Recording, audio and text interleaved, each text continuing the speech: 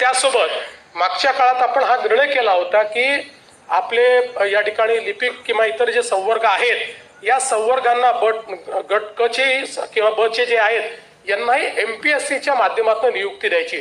कारण केवळ नियुक्ती देणं हे महत्त्वाचं नाही आहे, तर त्या नियुक्ती प्रक्रियेमध्ये पारदर्शिता असणे महत्त्वाचं आहे। एखाद्या राज्यामध्ये जर पारदर्शी पद्धतीनं नियुक्त्या होत नसतील तर त्या राज्यामध्ये खरोखर जे लोक मेहनत करतात, जे परीक्षा देतात, जे त्या ठिकाणी डिझर्विंग आहेत, अशा लोकांवर एक मोठा अन्याय होत असतो।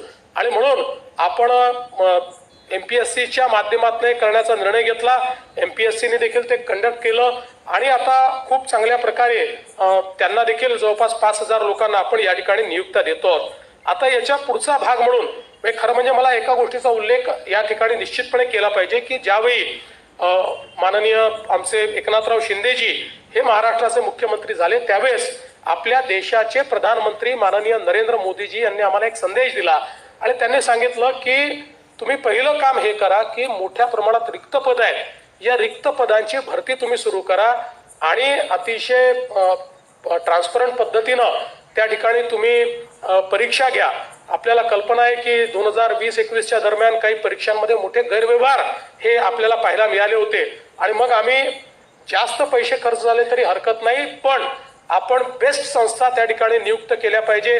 IBPS आणि TCS ला आम्ही नियुक्त केलं, त्याच्या माध्यमातून आम्ही परीक्षा घेतल्या आणि जवळपास आपण 1 लाख लोकांना त्या ठिकाणी नियुक्त्या दिल्या आणि सोबत जवळपास 40,000 लोकांची नियुक्ती आपण पोलीसमध्ये देखील त्या ठिकाणी केली। त्यामुळे मोदीजींनी जो आपल्याला संदेश दिला होता की सगळी रिक्त पदं ही भरली गेली पाहिजे, त्या दृष्टीने एक चांगलं काम आपल्या शासनामध्ये आपण सातत्याने करतो आहोत। आता याच्या पुढचा आमचा जो टप्पा असणार आहे तो टप्पा हा असणार आहे की मोठ्या प्रमाणात सेवा प्रवेश नियम सुधारायचे आणि ते सुधारल्यानंतर या ठिकाणी त्याच्यावर नियुक्त्या आम्ही देणार आहोत। पण त्या देत असताना आता आपल्याला MPSCची देखील गती वाढवायची आहे। आपल्याला या सगळ्या नियुक्तीची जी काही प्रक्रिया आहे, अनेक वेळा ही प्रक्रिया 2-2 वर्ष त्या ठिकाणी लांबते किंवा फॉर्म भरल्यापासून नियुक्ती होतपर्यंत काही प्रकरणात तर 4-4 वर्ष झालेले आपण बघितलेले आहेत। त्यामुळे अशा प्रकारच्या वेगानं आपण हे करू शकणार नाही। अर्थात याला कोणाला दोष मी देत नाही, कारण इतक्या मोठ्या प्रमाणात मुलं त्या ठिकाणी परीक्षेला बसतात, त्याच्यामुळे ते सगळं मॅनेज करणं हे देखील कठीण असतं। अनेक वेळा मुलांच्या आग्रहाखातर काही ना काही होतं, आपल्याला परीक्षा पोस्टपोन कराव्या लागतात। आता परवा पुरामुळे आपण परीक्षा पोस्टपोन केल्या, एकदा परीक्षा पोस्टपोन केल्या की 4-5 महिन्यांनी त्याचा टाइम टेबल जो आहे तो टाइम टेबल पुढे जातो। तथापि या वेगानं झाल्या पाहिजेत अशा प्रकारचा विचार करून आता आम्ही एक आपल्या MPSCच्या संदर्भात देखील त्याला कसं अधिक गतिशील करता येईल आणि त्याच्यामध्ये कशा प्रकारे आपल्याला एक प्रकारे त्याचं हे वाढवता येईल, व्याप्ती वाढवता येईल, या दृष्टीने देखील आपण वी राधा यांच्या अध्यक्षतेखाली एक कमिटी केलेली आहे। त्यांनी वेगवेगळ्या राज्यांचा अभ्यास करून प्रत्येक राज्याने काय काय व्यवस्था केलेली आहे त्या संदर्भातला सगळा अभ्यास करून मग एक अतिशय पारदर्शी फुलप्रूफ अशा प्रकारची सिस्टीम, पण अतिशय गतिशील सिस्टीम ही कशी तयार होईल अशा प्रकारचं त्यांनी आता एक त्याचा अभ्यास तयार केलाय।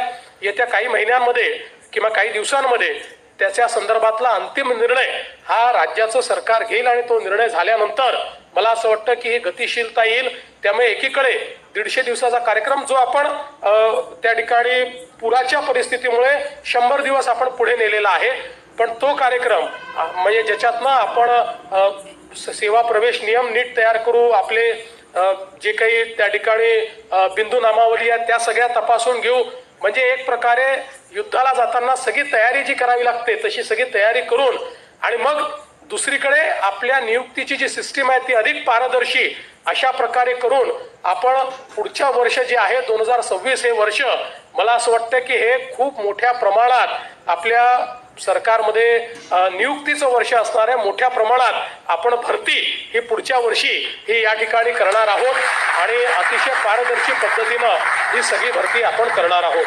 मला हे सांगताना एक आपल्या लक्षात आणून द्यायचं आहे की आपण जर बघितलं असेल तर आमच्या सरकारमध्ये अतिशय पारदर्शी पद्धतीनं या सगळ्या नियुक्त्या आम्ही देतो आहोत। कुठेही पेपर लीक होणे किंवा अशा कुठल्याही पद्धती आम्ही होऊ देत नाहीत। कुठेही कोणीतरी त्याला हायजॅक करताय, मग कोणीतरी पैसे मागताय, मग नियुक्ती करता पैसे मागताय, मी या ठिकाणी निश्चितपणे सांगू शकतो की आमच्या सरकारमध्ये नियुक्ती ज्यांना मिळते आहे त्या कोणालाही कुठेही कोणाला पैसे द्या, काहीतरी त्या ठिकाणी लाच द्या असं करण्याची आवश्यकता पडलेली नाही, यापुढे पडणार नाही. आणि म्हणून माझी अपेक्षा हीच आहे की आपल्याला शासकीय सेवेमध्ये आल्यानंतर जास्तीत जास्त लोकाभिमुखतेने